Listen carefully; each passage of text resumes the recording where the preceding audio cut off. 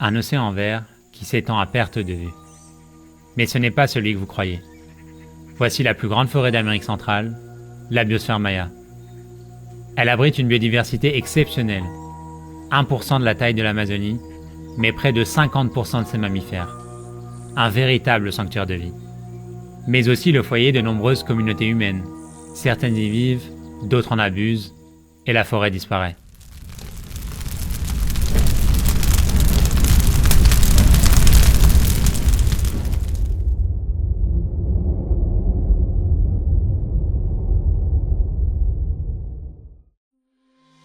Pourtant, une solution existe, et elle est déjà en marche. Aux côtés des communautés locales, la Wildlife Conservation Society restaure les forêts perdues. Bienvenue au cœur de la jungle maya, bienvenue parmi les gardiens de la forêt.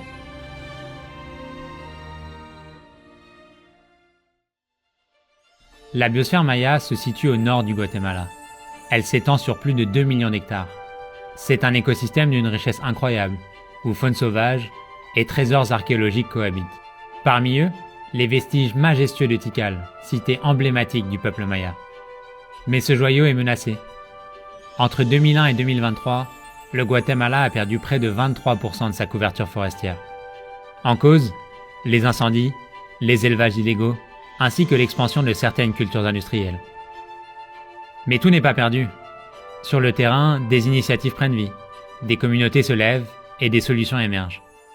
Avec elles, WCS Guatemala agit là où la forêt a disparu. Nous les suivons pendant 24 heures, au cœur de l'une des 10 concessions forestières communautaires du pays.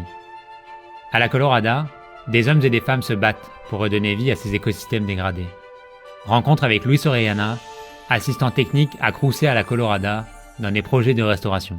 El proyecto Restauración de Paisajes de Áreas Degradadas nace a raíz de la necesidad de una problemática que surge desde hace muchos años atrás, en donde los suelos o las áreas de esta área fueron cambiadas de bosque a otro tipo de usos, como lo es la ganadería y el uso de suelos para la agricultura.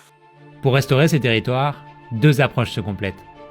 La reforestation passive, pour laisser la nature reprendre ses droits, et la reforestation active, avec la plantation d'espèces locales. Et les résultats sont là. 4 ans plus tard, la vie revient. Les arbres repoussent, le sol se recouvre, et la faune refait surface. Même le jaguar, discret mais puissant symbole de l'équilibre écologique, revient arpenter ce territoire qu'on croyait perdu. Mais préserver la forêt, c'est aussi soutenir celles et ceux qui la protègent. Les communautés locales sont au cœur de ce changement. Elles connaissent la forêt, elles en vivent et surtout, elles la défendent. Dans les concessions, l'exploitation du bois est durable, raisonnée, certifiée FSC. Un seul arbre mature par hectare est prélevé. Mais le combat est loin d'être terminé, des milliers d'hectares attendent encore d'être restaurés et les menaces sont toujours présentes. Pourtant, l'espoir est réel, car derrière chaque arbre planté, chaque espèce revenue, il y a des visages, des histoires, un engagement. Et les bénéfices vont plus loin. Bourses pour les enfants, accès aux soins, infrastructures construites par les habitants eux-mêmes. Résultat, des taux de pauvreté inférieurs à la moyenne nationale, plus de 9000 emplois créés depuis le début du programme, offrant ainsi des alternatives durables à l'élevage. Cette histoire peut continuer grâce à vous. Un simple don peut tout changer. Soutenez ceux qui vivent dans la forêt, qui la comprennent et qui la protègent. Ensemble, redonnons de la force à celles et ceux qui n'ont jamais cessé d'y croire. Les gardiens de la forêt.